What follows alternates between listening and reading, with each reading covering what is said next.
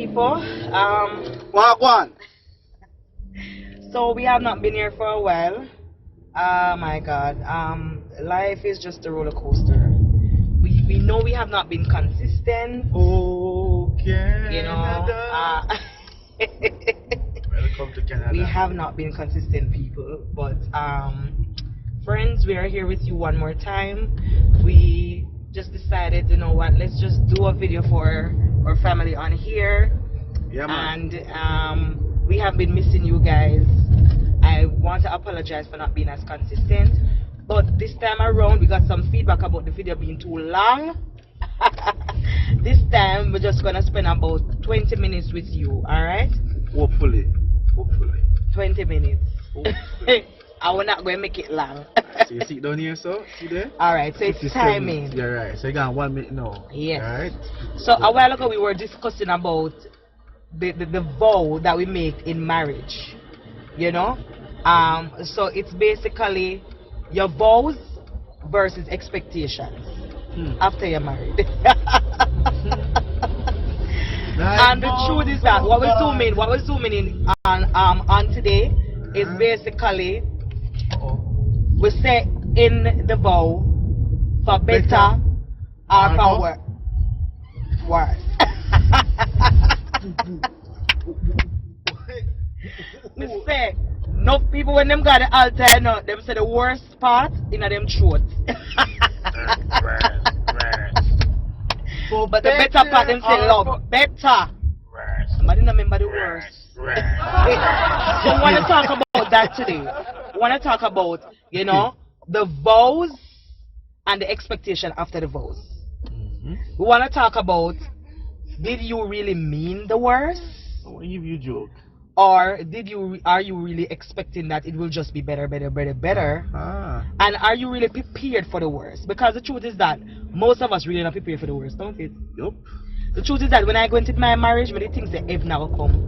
Hey, honeymoon. I say better or worse, but honestly, the worst part never connect.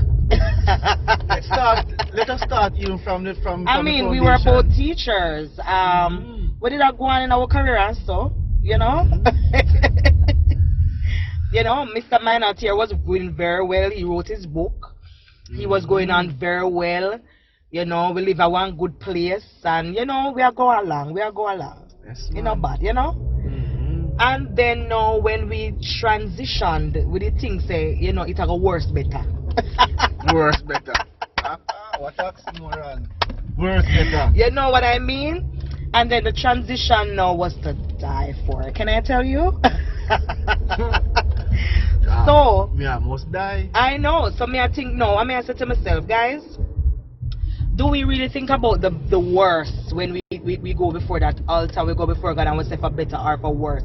The truth is that we go with an expectation that it will always be better. No, my question is, when the worst comes, how do we deal with that?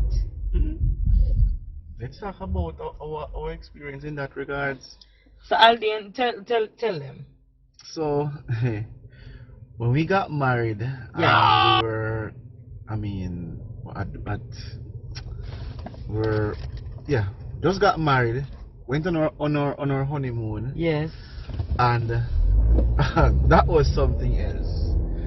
I mean, went on a honeymoon thinking that, boy, we would bask in all the wonderful things and the glorious experience. Rabbi.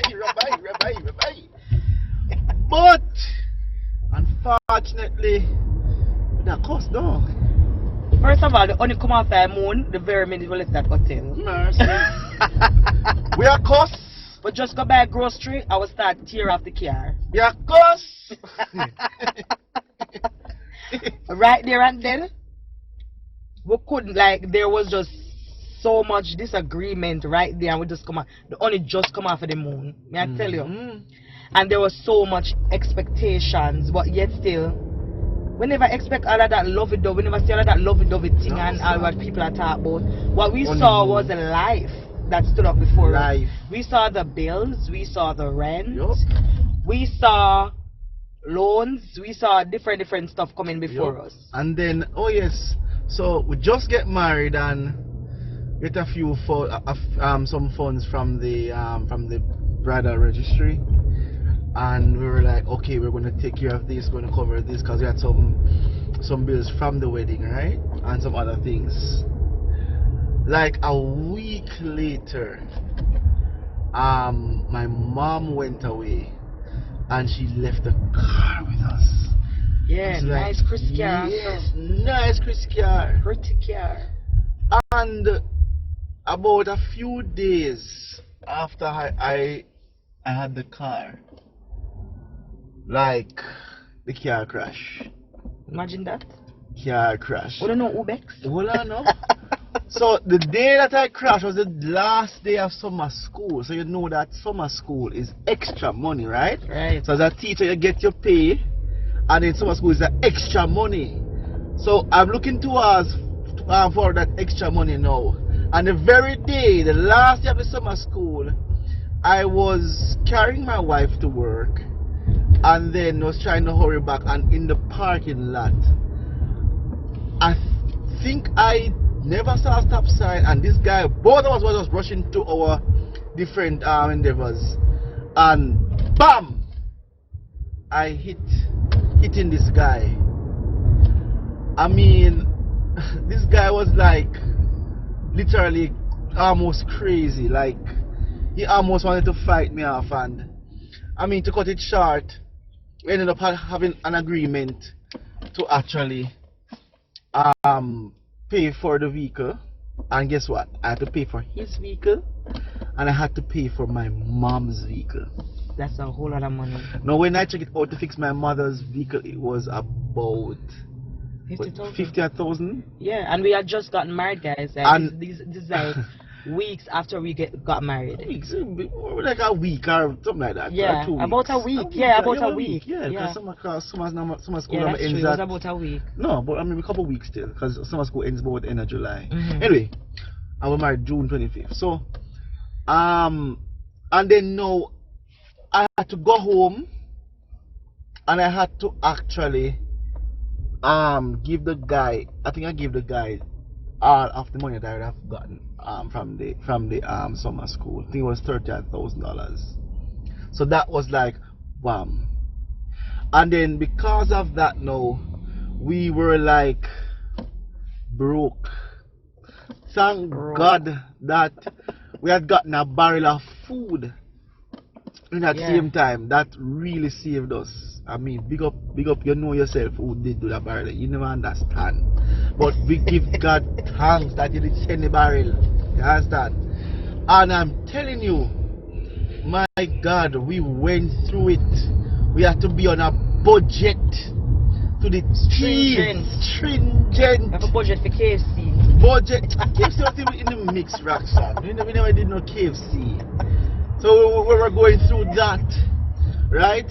I remember also other things came up.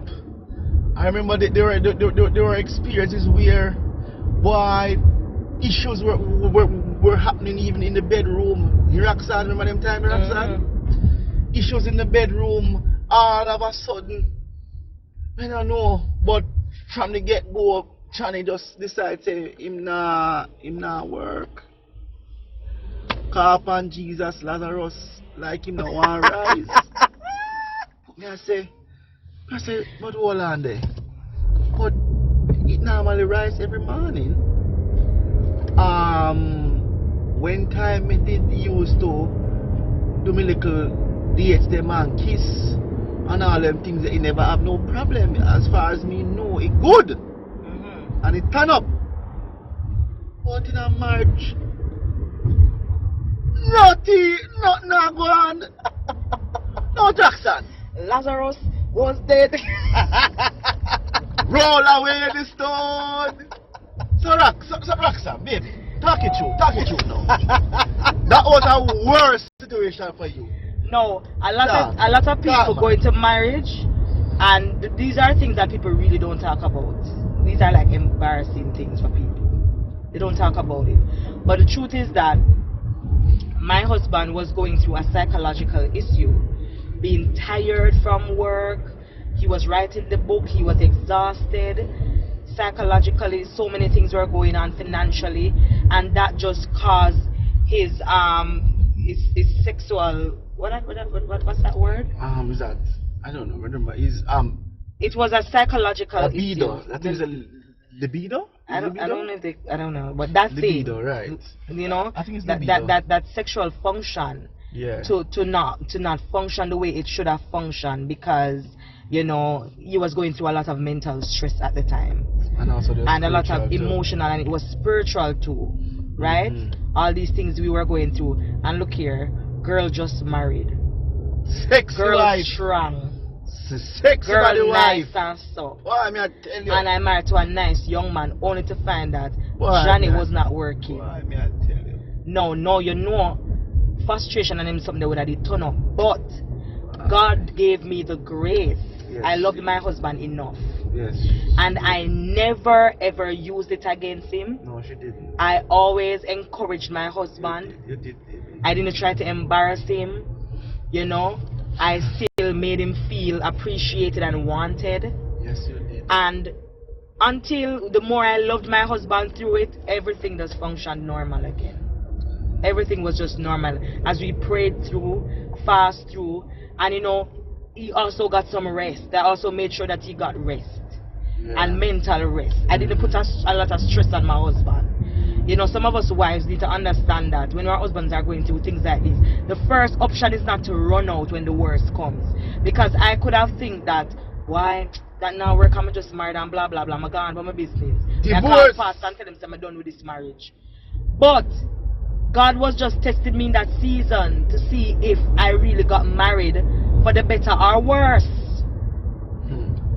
That for some people is the worst, or the worst thing could have happened to them in their life. You understand what I'm saying? The first thing they would have done was to divorce. Did I think about whether or not I should leave my husband? Yes, I did. Did I have thoughts of, why will I ever have children? Will this ever work? You know, I did have thoughts about that. But guess what? I loved God first, and I said, God, I know you are the one who gave me this man. And I made a vow at the altar. I said, for better, for worse. And if this is my worst situation, God, I'm gonna stay in it. And that was one of the worst things. Did I cry? Did I pray? Yes, I did all of these things. But I also understood vow. I understood commitment. I understood that there's a better and there is a worse. No, this was the worst scenario for my husband. Any man, this is something that any man, them would have go crazy going through. Like this thing for me was like, I was no longer a man. Like, how can a man be a man if Johnny not stand up? And the worst thing ever. You understand? And I mean, it was hard psychologically. I mean, that boy, I couldn't service my wife. I said no erection then. You understand? No erection. No erection. I mean, there was erection, but after you start, boy, it's like Johnny get tired and he just take a bow like he's a worship. He was a worship. He was a worship. But anyway, but guys, this is real. We're keeping it real. We're keeping it real. This is marriage, and what's the worst that you can expect in marriage. Oh yes. And we are just letting you know, guys, that there has been worse. Trust me, Johnny good long time. Yeah. But I'm just saying, guys, and just to share what we went through. These are some of the experiences we went through. I have to even go to what do you call it again? Are you urologist, right? Urologist, right? And I forgot, doctor. And the worst thing Roxanne could have encouraged me to even go to. Like, I felt so crappy. And I eventually went and she told me the situation and stuff. I thought it was erectile dysfunction. It was not. I was like, no, something is wrong. And we went on 21 days fasting, right? 21 days fasting and then a 3 days dry fast shortly after. And we went hard. We went Daniel style fast. And I'm telling you, hallelujah. After that, it's like God just worked out everything. Yes. Everything normalized. Everything was okay in our marriage. Like, everything was functioning as it related to that. And trust me, guys, this just goes to show that it is very important to not just give up when the worst comes. Yeah. Because sometimes worse is there to make you a stronger person. Worse is there for you to encourage another person who will also be going through a worst in the future. You know what I mean? Worse is there to build your marriage and to tie you guys even closer together. You understand? Worse tests your marriage. The worst test is your intention of marriage and why you even got married to this person. Oh yes. That tested me to the point where what that said to me, that proved to me that I really did not get married for sex. That's what that proved to me. Because if I had gotten married for sex, I would have been out of that marriage. Yeah. From the beginning, if that was my aim. Yeah. And that's why it's important to not get married for sex, because I always tell people, sex can fail you. Don't get married for money, because money can fail you. Yes. Don't get married for status, because status can fail you. And guess what? These has been our experiences. Everyone, every reason that person would get married or be married for, all of them were shattered. All of them were affected severely at some point. So as Roxanne was saying, that marry on the grounds, or married.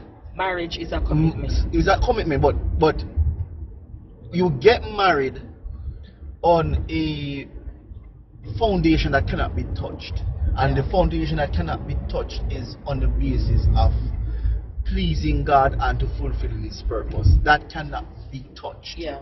That cannot be destroyed. Nothing can happen to that. So at the end of the day, when all is said and done, when the worst hits you, the what will allow you or push you to get up again is, I made a commitment with God. I am doing this unto God. I am doing this to please God. And that is why I fight. And that is the reason why we fought. You understand? Through the worst. It is really having that type of determination and that love for God that will cause you to still push, you understand, beyond the worst. And that is just one worst of many worst. Right? Yeah, so one, just to recap, why do you get married? Yeah. When you say for better or for worse, do you really mean the worst? Or are you only taking in consideration the better? Him look good. Right. She look 3, good. remember that marriage is a commitment. Money. Right? It's not for the money. It's not for your status. It's not for anything. Why you He get can take married? care of me. Not because him can take care of you or she can make you look good. No, it's not because of that. Right? You're married for you're married also for the worst. 4, we expressed to you that when we got married, we experienced challenges, both financially, when Aline's mother's car crashed, and he also crashed another car, and that affected our lives very much financially. When we just got married. When we just got married as well, the expectations of many young people, which is sex, failed us. Yeah. Right? Because everything was normal before, and then all of a sudden I got married now to a strong young man. I'm a strong young girl, only to find that there was some challenges, right? With my husband erecting. Right? Only to find that it is a psychological issue, and now you have to change your own mindset and everything. Going and fasting, praying through these things. All of these things comes with the worst. My question to you today, are you prepared for the worst? And we just want to leave this with you guys today. This is part 1. Next week we'll be coming with part 2, guys. And this is just one part or one segment of you're expecting the better are you expecting the worst? Guys, see you again next week. God bless you. Love and love. Bye, guys.